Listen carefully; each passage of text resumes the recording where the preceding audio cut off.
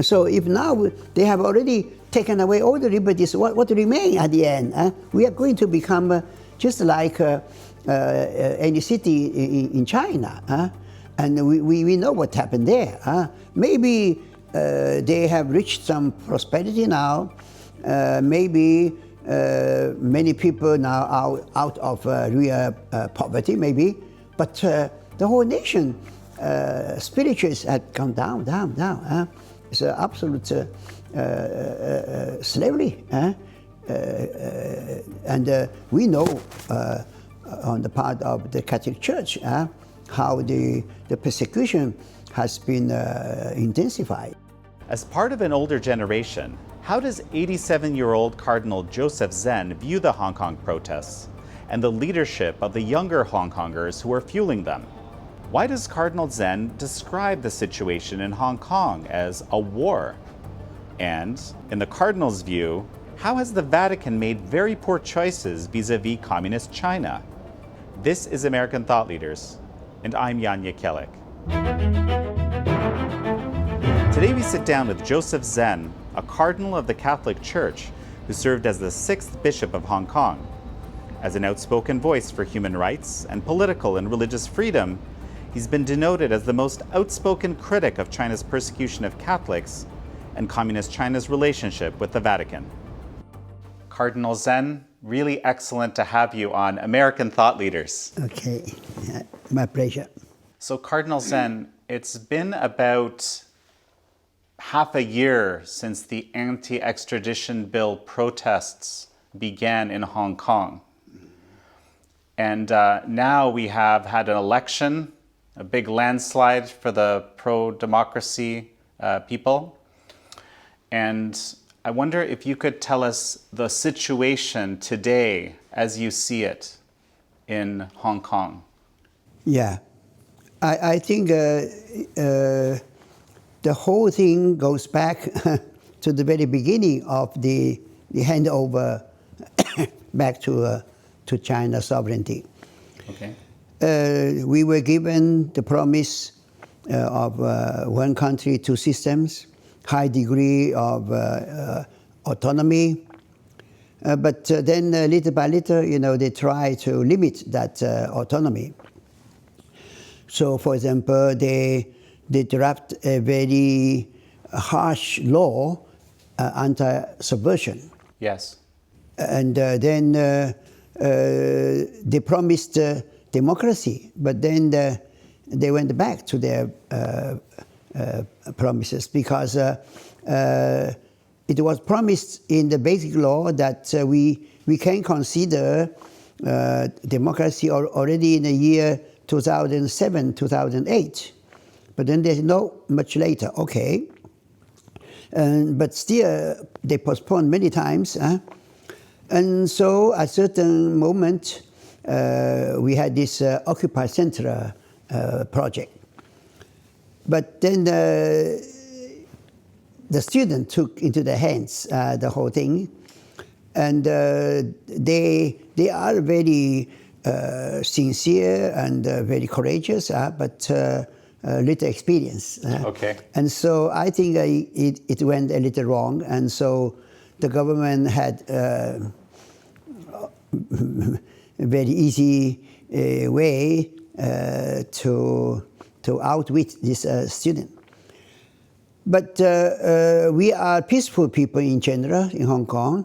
So after a kind of failure of that Occupy Center, they brought to the court many people, and they were condemned, sentenced, and they are in prison. We all took that peacefully. That was the price we know that we had to pay for the civil disobedience. Okay. But the anger against the government is there, but we can moderate it. So now comes this occasion of the so-called extradition law. Unfortunately, we have here very good lawyers.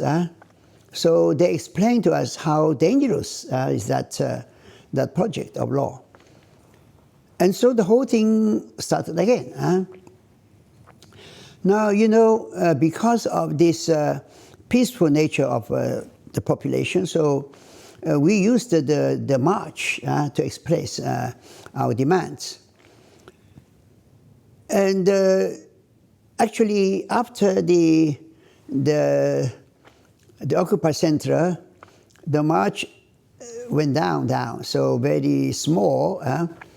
But all of a sudden, so it took again impetus. And so after a short time, it reached 1 million. Unfortunately, the chief executive, that very night, at the end of the march, he said, we are going to carry on the project of law. That's very, very wrong, because such a peaceful rally expressing our worries, and she so determined to carry on. And then, the things change quickly. Also because I think both after the Occupy Center and this big march, the young people felt that the peaceful means are not enough. Okay. So they thought they have to do something different. And so they surrounded, for example, the building of the Legislative Council. And they were able to prevent the legislator from having a session to pass the law on the 12th of June. Right. So we have to be grateful to those young people. But then, little by little, some more, we may say, more energetic action came, like the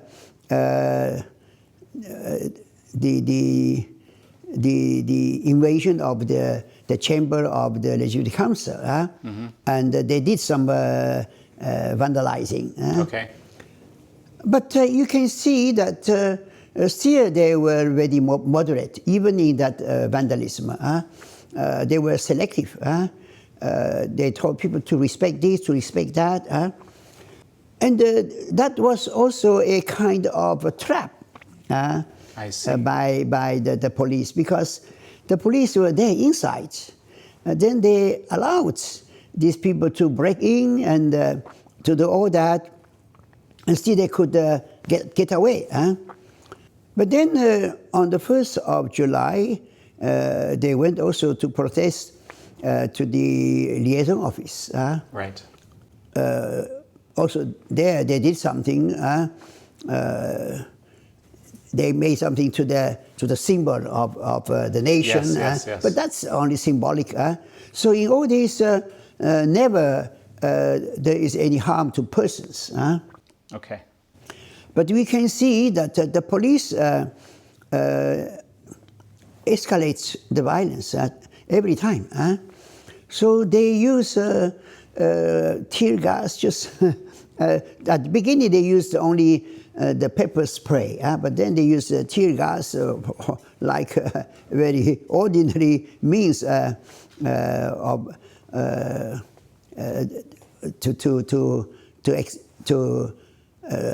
to defend from the people. Now, I think the following, the big rally following the one of 1 million a distance of 1 week was 2 million. Right. And always peaceful. So even the chief executive said that, we are of admiration to the whole world because we can have such a rally so peacefully. But then they don't listen to us. Okay. So then followed the long resistance. At a certain moment, these people used some real violence. Actually, my personal feeling at the very beginning is already much worry about the system, because these young people, they say, we don't want to have the platform.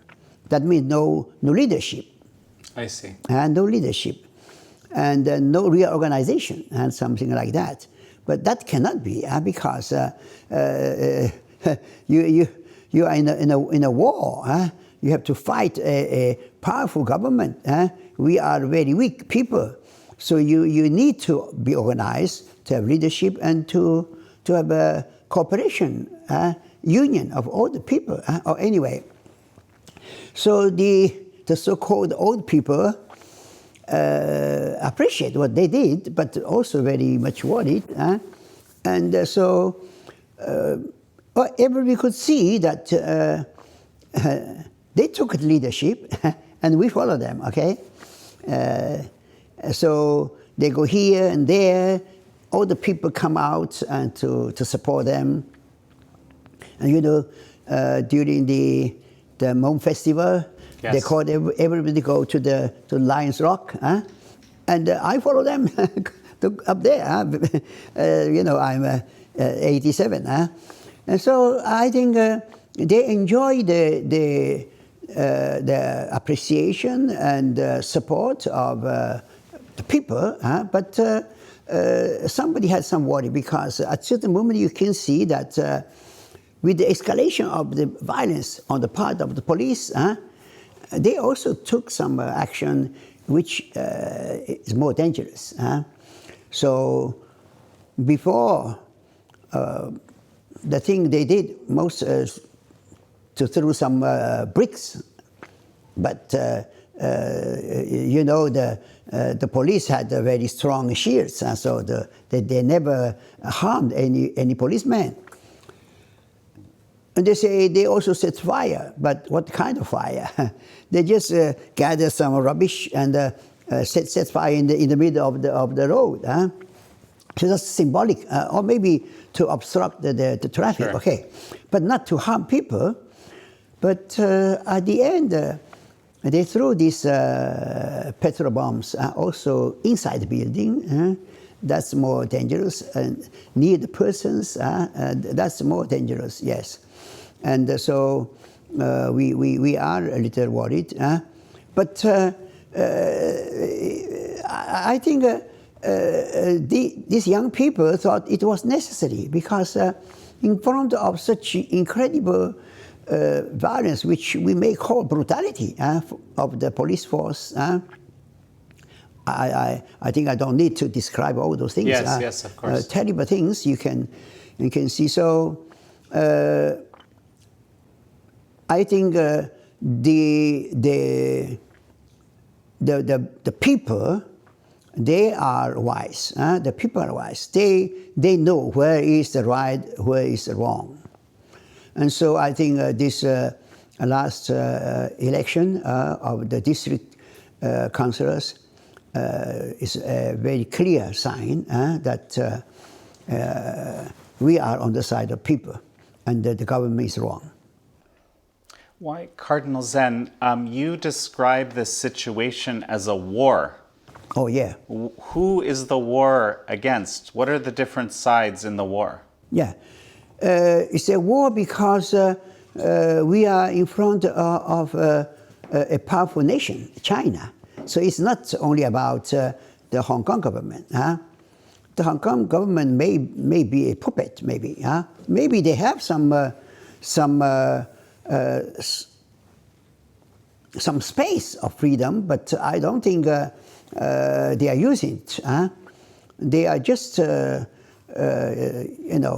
very servile to obey, or sometimes to guess the will of the central government, and sometimes they go even further than what is a real desire of the central authority. But then the direction is very clear. is to control completely the people, to make us slaves. And so they don't want to give the real democracy. And then with this extradition law, they want even to take away our freedom of speech. That's terrible, because we want to live with dignity as human beings. We want to be able to express our mind freely. Okay. And so we in Hong Kong, we are in no way to win a battle with violence. We have no means. You know that our food, our water depends on China. But it's a war because they are so determined. And we are worried because we are only midway to the end of the 50 years. Right. So if now they have already taken away all the liberties, what remain at the end? We are going to become just like any city in China. And we know what happened there. Maybe they have reached some prosperity now. Maybe many people now are out of real poverty, maybe. But the whole nation, spirituals had gone down. It's an absolute slavery. And we know on the part of the Catholic Church how the persecution has been intensified. Right. Can you tell us a little more about the situation, the real situation of the Catholic Church and other spiritual believers in China, and what you worry about for Hong Kong? Yeah, you are right to say that we cannot be really separate from mainland China. And so we always cared for what happened in China, and for some time we could help them much, but more and more there is a control. But the most unfortunate thing is that the Vatican is adopting a wrong strategy for a long time. Actually, we had Pope John Paul II. He comes from Poland, so he knows very well. So he knows that the so-called Ostpolitik was a failure. But then also Pope Benedict, he lived some time under the totalitarian regime of Nazis, right. and the communists in the East Germany, and so also Pope Benedict was very clear about what he thinks about this Ostpolitik. It was a failure, he said very clearly. But now comes Pope Francis. Pope Francis comes from a very different environment.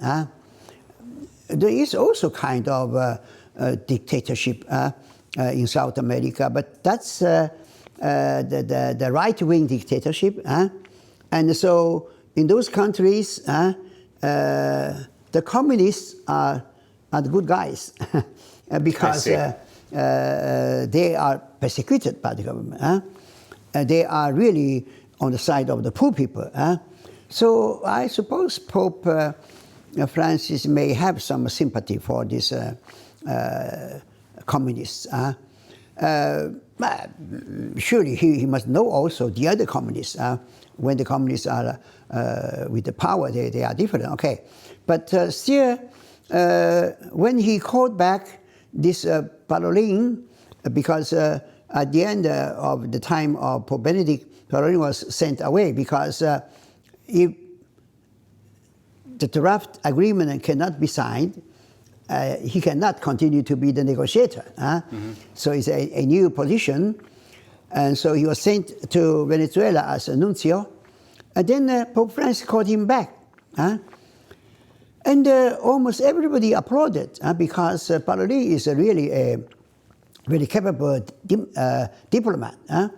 When he was put on that position of power, I could see the real face of the person. He is so arrogant.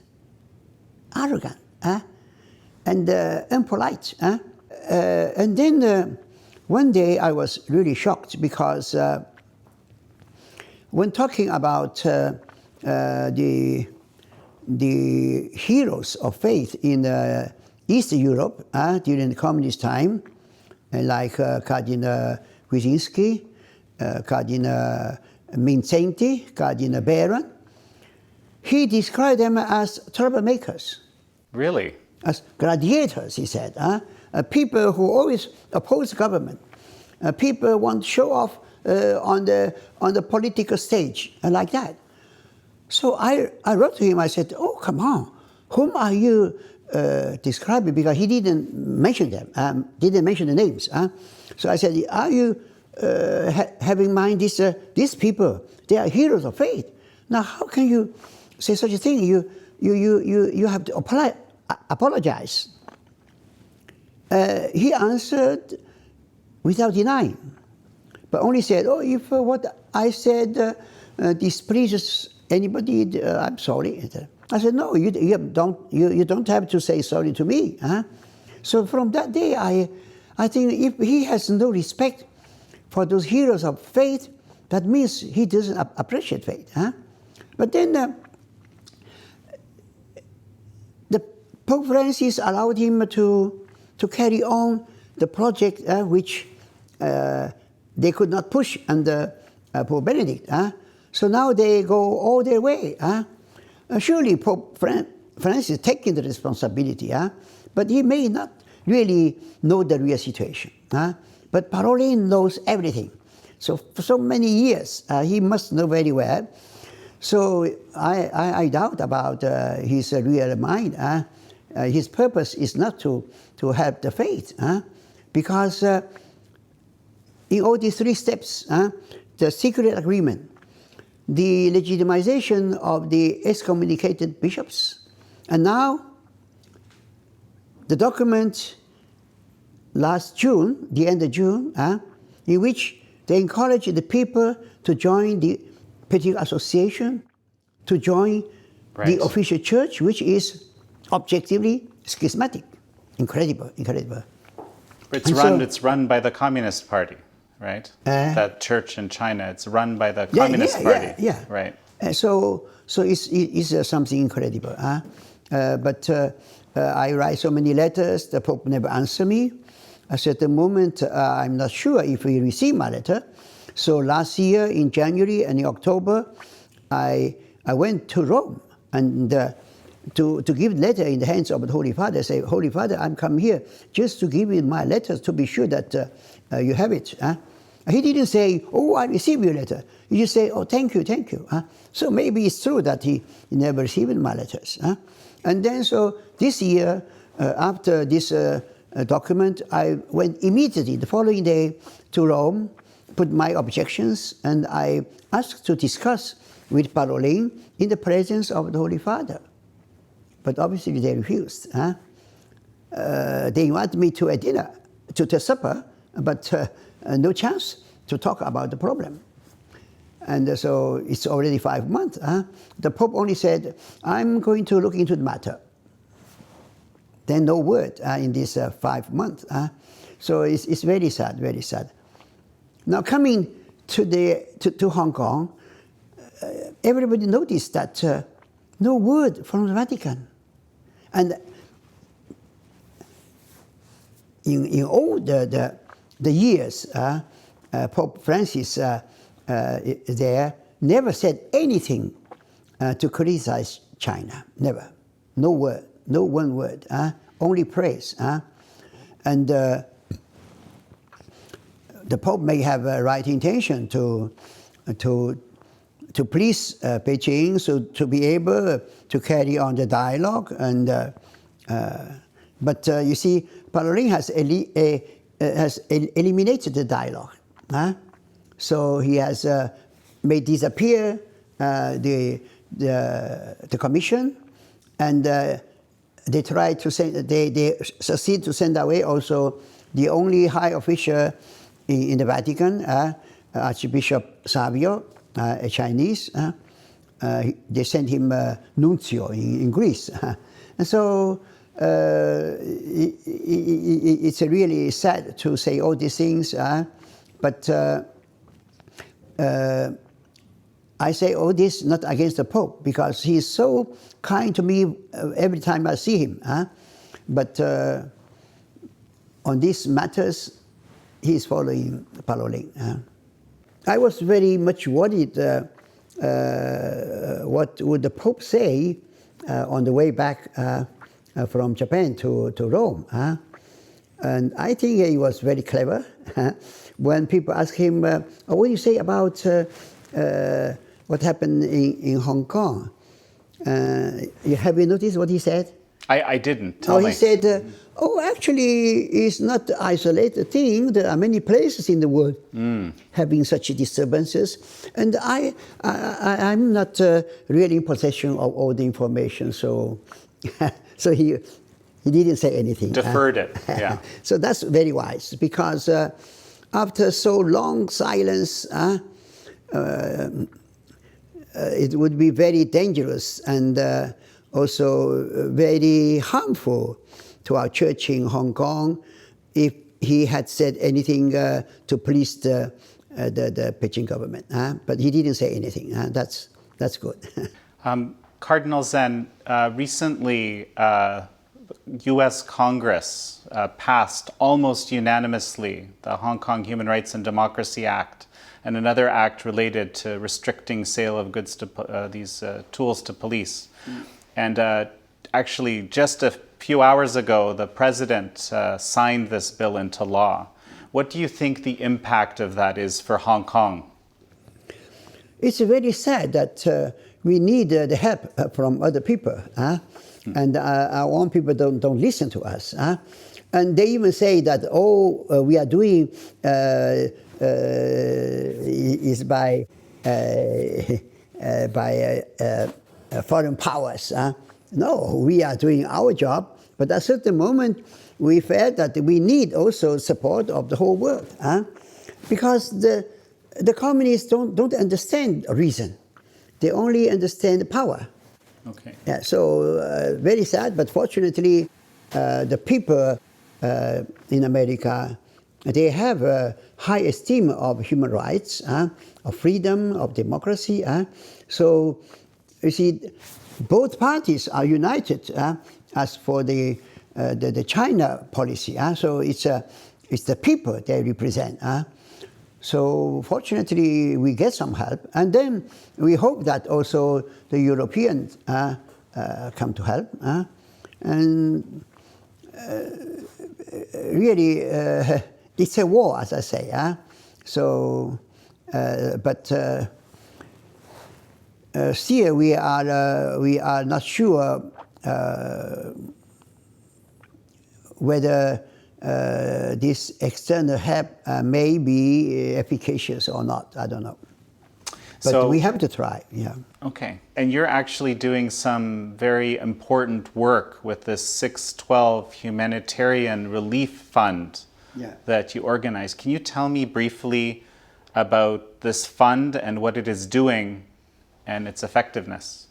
Yeah, before this, we had two funds for what happened before.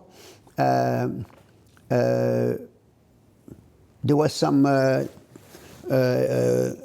episode in defending the land, and then we have this Occupy Center people brought to court. But when this confrontation started on the 12th of June, we could foresee that it's going to be a big battle. So we almost stopped the other two funds because they are already, operating very well. And we concentrated, we united to make this new fund for this purpose. And the people are so generous. Now we have some 80 million Hong Kong dollars. Okay.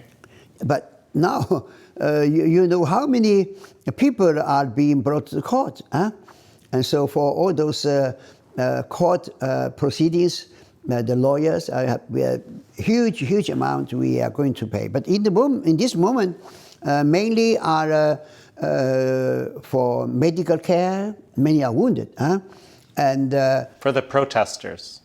Protesters. We call the 12th June Humanitarian Relief Fund. So for medical care and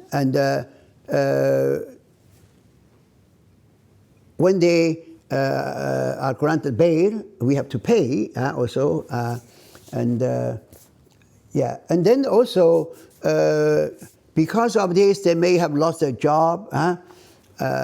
So other things we are helping. Those are not huge, but we have so many dollars there. But we foresee that when the court proceeding comes, there are huge amounts of money we have to pay. But the people are very generous, so we are working very hard. We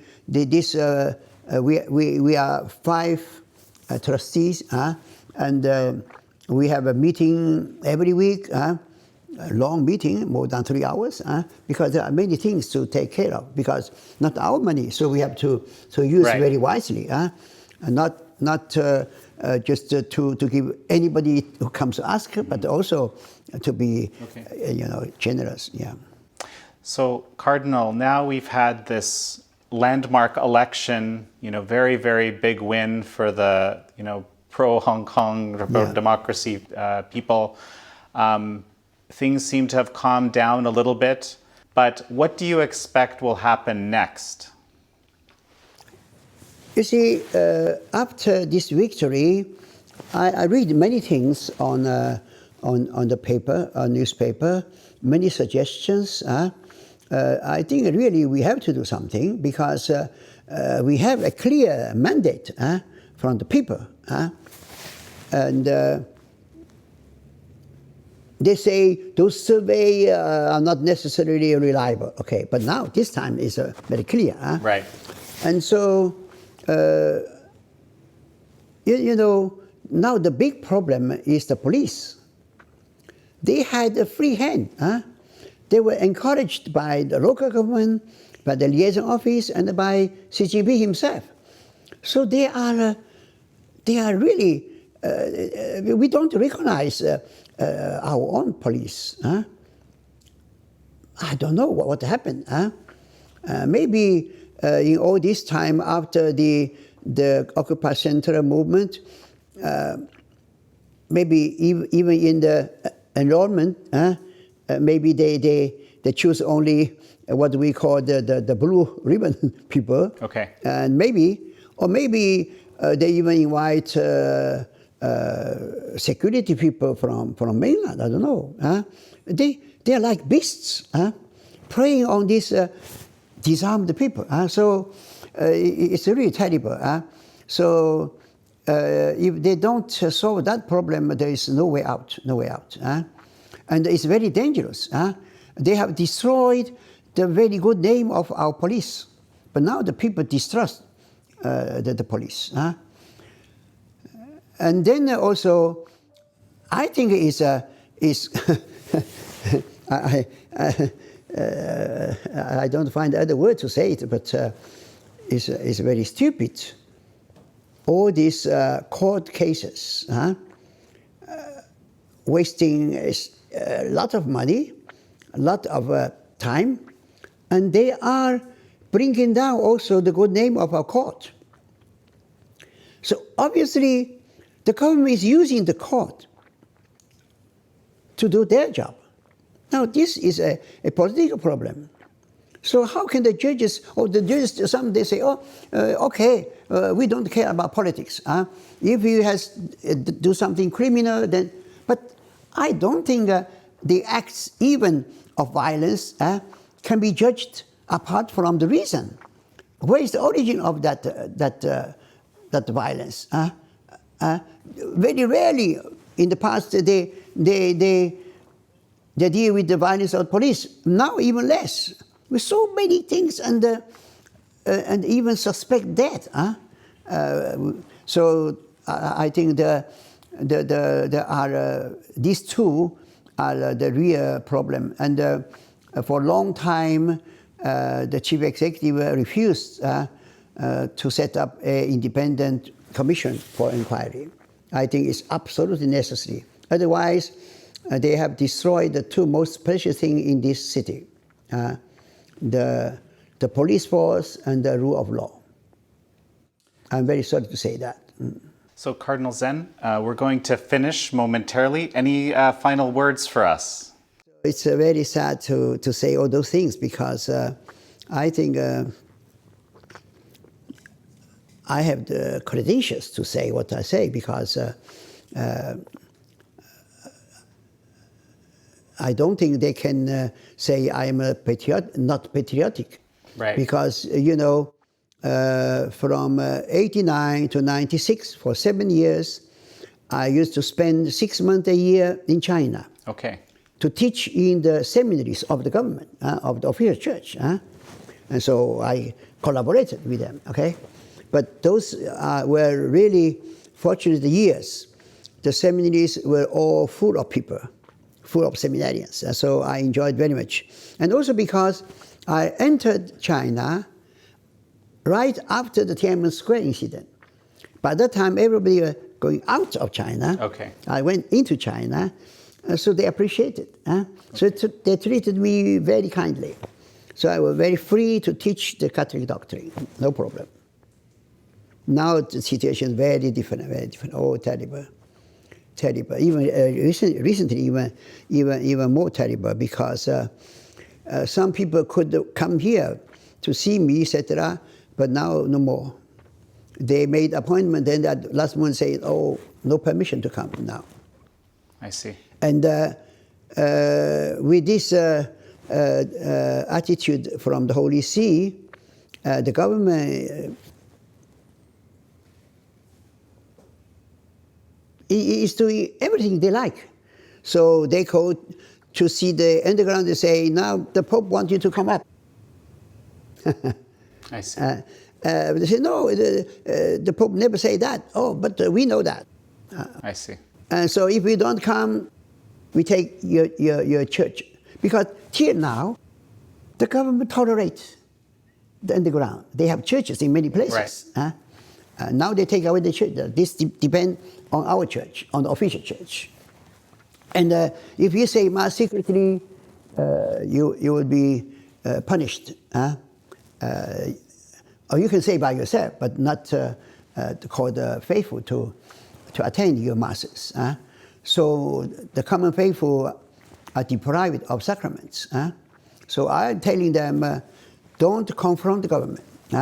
No need to do that. You just take everything peacefully. You take away a church, let them take away the church. If you don't have Mass anymore, don't worry, because the grace can come to your heart without the sacraments.